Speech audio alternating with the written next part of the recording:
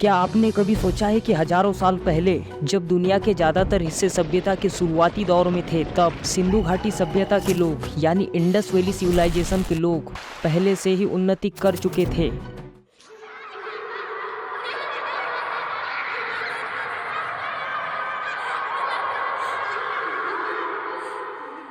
Indus valley civilisation एक ऐसी सभ्यता जिसके रहस्य को आज तक किसी ने पूरी तरह से नहीं सुलझाए। सोचिए, एक शहर जहां great bath, advance drainage system और अर्बन प्लानिंग जैसी चीजें थी। यहाँ से मिली ब्रोंज स्टेचू ने तो हिस्टोरियंस को भी हैरान कर दिया था।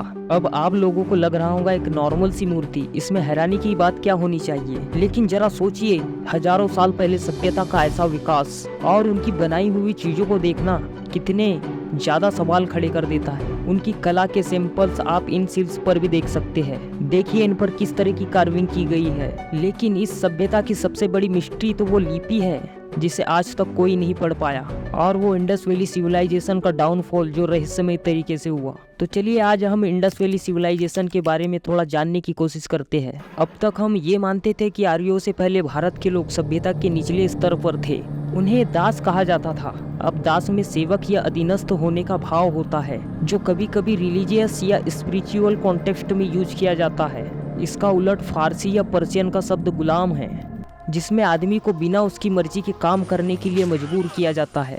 इसमें उसकी कोई मर्जी नहीं होती, सारी मर्जी उस पर हुक्म चलाने वाले की होती है। ऋग्वेद के कुछ हिस्सों में उन्हें काले चपटी नाक वाले अनसिविलाइज्ड लोगों के रूप में प्रेजेंट किया गया है। उनका रूप, रंग, बोलचाल और धर्म आर्यों से बिल्कुल अलग था। इंडस वैली की खोज से पहले हजारों सालों तक यही माना जाता था कि आर्यों से पहले भारत के लोग सभ्यता के निचले स्तर पर थे। पर क्या ये सच था? नहीं, इंडस वैली की खोज के बाद कई मतभेद पैदा हो गए। जब 1827 में ब्रिटिश ईस्ट इंडिया कंपनी का प्रभाव पूरे भारत में फैल चुका था, ये वो दौर था जब कंपनी का झंडा हर जगह लहरा रहा था। उसी कंपनी के लिए एक सोल्जर जेम्स लुइस अपनी ड्यूटी निभा रहा था, लेकिन उसके अंदर कुछ और ही चल रहा था। एक बेचैनी, एक ख्वाब, कुछ नया तलाशने का जुनून। फिर उसने एक दिन वो फैसला किया जिसे कोई आम आदमी नहीं कर सकता। जेम्स लुइस ने सेना की वर्दी उतार फेंकी, अपनी पहचान मिटा दी, और अब वो बन चुका था चार्ल्स मैसोन, दुनिया को नई नजर से देखने वाला एक खोजी। पर सवाल ये था, जाना कहाँ है और क्यों जाना है? जेम्स भारत में जगह जगह ट्रेवल करने लगा, रेत के समंदर को पार करते हुए, खंडरों के बीच से चलते हुए। आखिरकार मैसोन एक रहस्यमय जगह पहुंचता है, जो जगह कई सेंचुरी से अननोन थी। फिर वही उसकी नजर पड़ती है उन पत्थरों पर जिन पर इतिहास की धूल जम चुकी थी। क्या चार्ल्स मैसोन ने एक ऐसी सभ्यता के दरवाजे खोल दिए थे जो समय के साथ दफन होने की कगार पर था? चार्ल्स मैसोन यानी जेम्स लुइस, यही वो पहला शख्स था जिसने इंडस वैली सिविलाइजेशन की पहली जानकारी दर्ज की थी। जब जेम्स लुइस ने अपनी खोजों का डॉक्यूमेंटेशन किया तो उसने कई ब्रिटिश आर्कियोलॉजिस्ट, हिस्टोरियंस, स्कॉलर्स, संस्थाओं और खास लोगों को इसकी जानकारी दी। एज ए रिजल्ट, रिपोर्टों और खोजों के आधार पर रिसर्चर्स ने भी इन जगहों की खुदाई और स्टडी करना शुरू किया। उसके बाद आता है साल 1902। आर्कियोलॉजिकल सर्वे ऑफ इंडिया की कमान संभाल रहे थे सर जॉन मार्शल। उनके सामने था एक सपना, भारत की गहरी जड़ों को दुनिया के आगे लाने का। इस मिशन की शुरुआत हुई 1920 के दशक में, जब भारत की धरती ने अपने सीने में छिपाए हुए प्राचीन इतिहास को उजागर किया। 1921 में हड़प्पा की खुदाई का चार्ज आर्कियोलॉजिस्ट दयाराम साहनी को दिया गया था। वही 1922 में राखालदास बनर्जी ने भी सिंध के मोहनजोदड़ो के अवशेषों को खोज निकाला था। राखालदास बनर्जी के बारे में ये कहा जाता है कि 1922 में आर्कियोलॉजिकल एक्सप्लोरेशन और रिसर्च के पर्पस से वे सिंध क्षेत्र गए थे, तो उन्होंने यूं ही शिकार की योजना भी बनाई। शिकार के दौरान शिकार के लिए उन्हें जानवर तो नहीं मिला, लेकिन उन्हें एक ऊंचे टीले जैसी जगह पर कुछ गैर मामूली दिखा। वो एक आर्कियोलॉजिस्ट थे, इसलिए उनकी नजरें सामान्य चीजों से हटकर एंशिएंट चीजों को पहचानने में स्किल्ड थी। उन्होंने उस टीले पर ईंटों के अवशेष देखे जो हाई क्वालिटी और एक ऑर्गेनाइज्ड कंस्ट्रक्शन टेक्निक्स के इस्तेमाल का सबूत दे रहे थे। अपनी खोजी सोच के कारण उन्होंने यहाँ खुदाई करने का फैसला किया। खुदाई के दौरान उन्हें एंशिएंट सिटी के बचे हुए हिस्से, सड़कें, बिल्डिंग और ड्रेनेज सिस्टम होने के एविडेंस मिले। ये संकेत इस ओर इशारा कर रहे थे कि ये कोई मामूली गांव नहीं बल्कि एक एडवांस सिविलाइजेशन का हिस्सा था। उनकी इस खोज ने मोहनजोदड़ो को दुनिया के सामने लाया और इंडस वैली सिविलाइजेशन की जानकारी दी, जो 5000 साल पुरानी थी।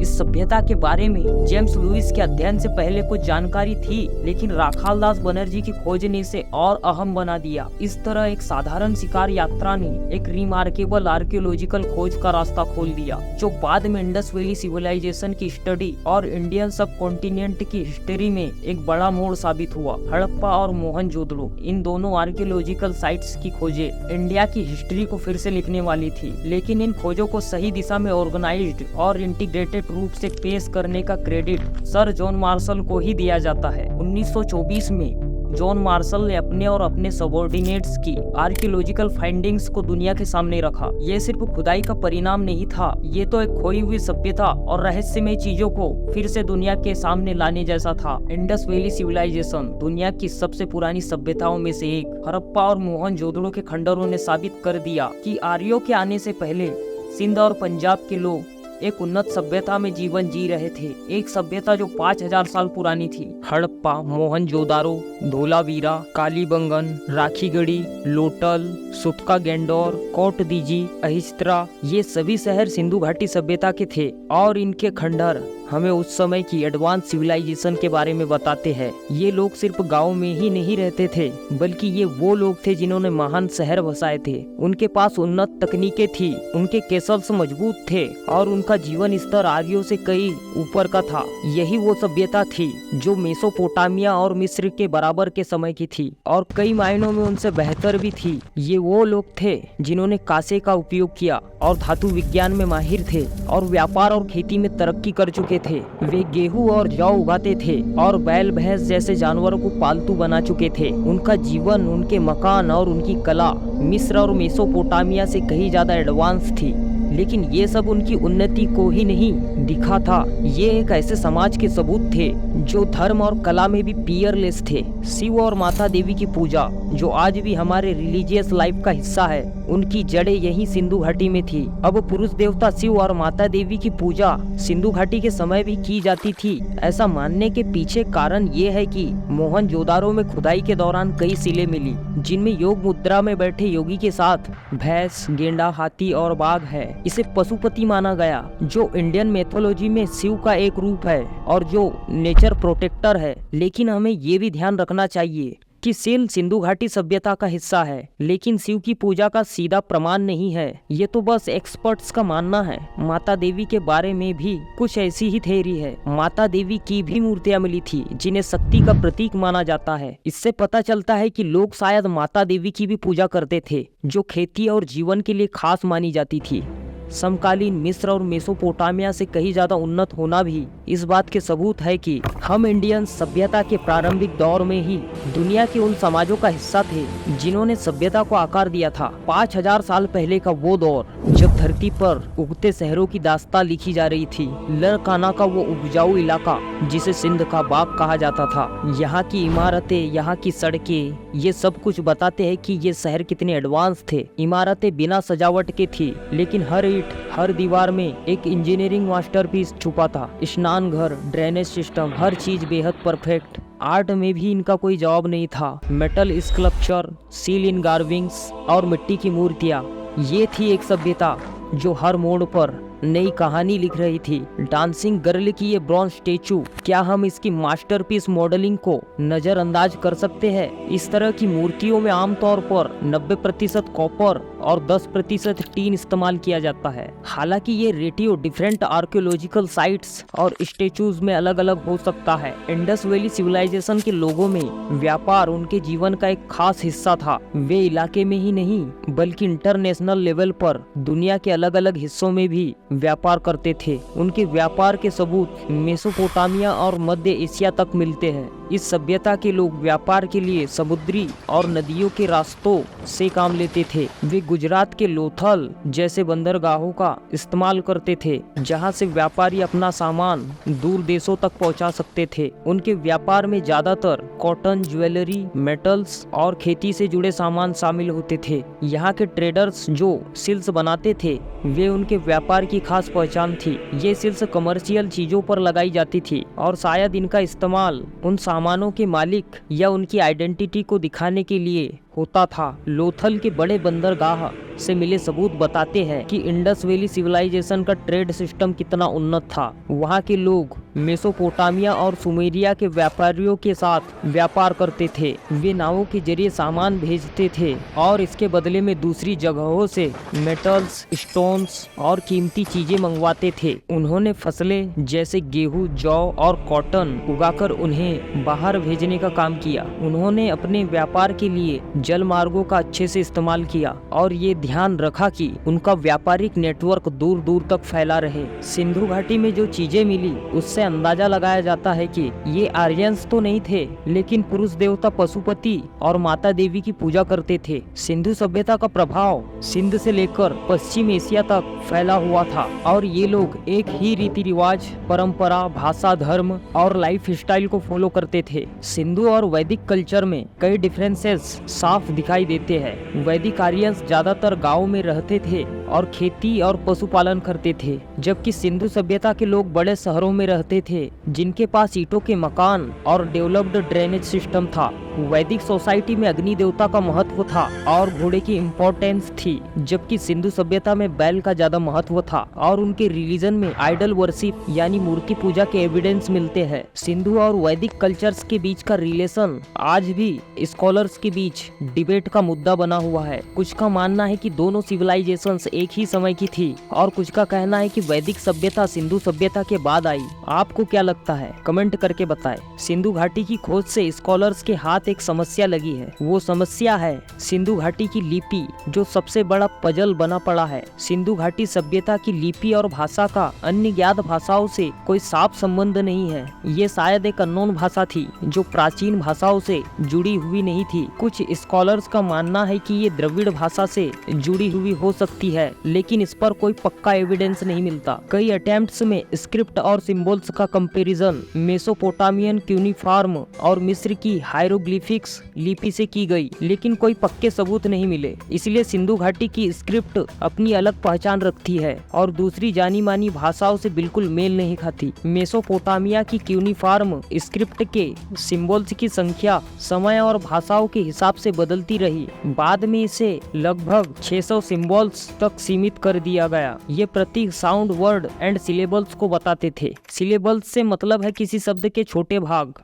हर सिलेबल में एक खास साउंड होता है। आमतौर पर हम इसे वुवेल के रूप में जानते हैं। एग्जाम्पल, तितली में 2 सिलेबल्स है, तित और ली। समय के साथ इन सब का सिंप्लीफिकेशन किया गया, जिससे प्रतीकों यानी सिंबल्स की संख्या कम हो गई। इसीलिए इसे लगभग 600 सिंबल्स वाली लिपि माना जाता है। बावजूद इसके ये नंबर्स पूरी तरह तय नहीं है और कंडीशन के हिसाब से बदल भी सकते हैं। वहीं प्राचीन मिस्र की ओरिजिनल हायरोग्लिफिक लिपि में शुरुआत में लगभग 700 सिंबल्स थे। ये नंबर्स समय के साथ बढ़े, लेकिन शुरुआती और पुरानी हायरोग्लिफिक लिपि में आमतौर पर 700 से 800 प्रतीक माने जाते हैं। ये प्रतीक खासकर शब्दों, आवाजों और थॉट्स को बताते थे और रिलीजियस, रॉयल और एडमिनिस्ट्रेटिव राइटिंग में इस्तेमाल होते थे। हायरोग्लिफिक लिपि को एंशिएंट इजिप्ट के लोगों ने बनाया था, जो कि उस समय के राइटर्स, हिस्टोरियंस और आर्टिस्ट थे। ये लोग समाज की जरूरतों, रिलीजियस बिलीफ्स और कल्चरल चेंजेस के बेस पर नए सिंबल्स और राइटिंग स्टाइल्स को बनाते थे।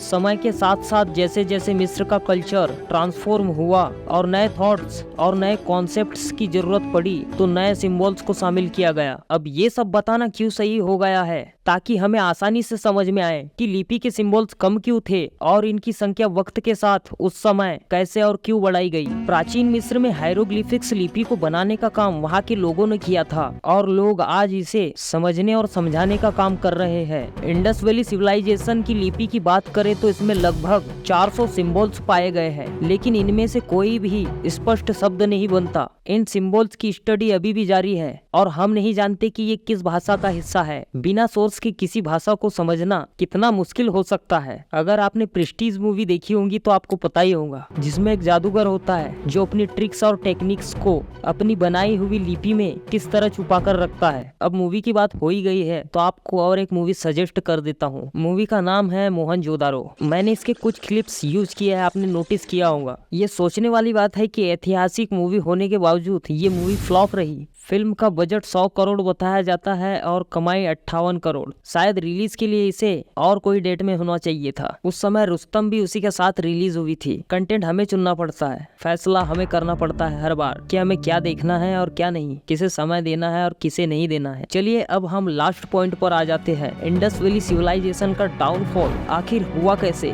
इंडस वैली सिविलाइजेशन का पतन पूरी तरह से समझ में नहीं आता, लेकिन कुछ पॉसिबल रीजंस ये माने जाते हैं कि क्लाइमेट चेंज होने से यहाँ सूखा पड़ा और मानसून वीक हो गया। इसका इफेक्ट फार्मिंग पर पड़ा, जिससे भोजन की कमी हो गई। साथ ही नदियों के मार्ग बदलने से पानी की सप्लाई और ट्रेड में रुकावट आई, जिससे शहरों की इकोनॉमी कमजोर हो गई। इसके अलावा बाहरी आक्रमणों या इंटरनल कॉन्फ्लिक्ट ने भी सभ्यता को कमजोर किया। एडमिनिस्ट्रेटिव और सोशल सिस्टम में गिरावट आने लगी और शहरों का कंस्ट्रक्शन काम रुक गया। या फिर ऐसा भी हो सकता है कि इन कॉजेस के चलते लोग इस जगह को छोड़कर भारत में यहाँ वहाँ फैल गए होंगे। इन सभी कारणों से सभ्यता धीरे धीरे खत्म हो गई और शहर वीरान पड़ गए। तो दोस्तों हमारी वीडियो यहाँ खत्म होती है। वैसे तो बहुत से चीजों के डिटेल में जाना बाकी रह गया। इस वीडियो को मैं 30 मिनट से ऊपर की बनाने वाला था, लेकिन कुछ टेक्निकल इश्यूज की वजह से नहीं बना पाया। हाँ ठीक है, देखते हैं फिर कभी इसके लिए वीडियो बना पाऊँ तो इसका पार्ट 2 लेकर मैं जरूर आऊंगा। सिंधु घाटी का आधिकारिक विवरण आप अगर पढ़ना चाहते हो तो उसके लिए एक बुक है।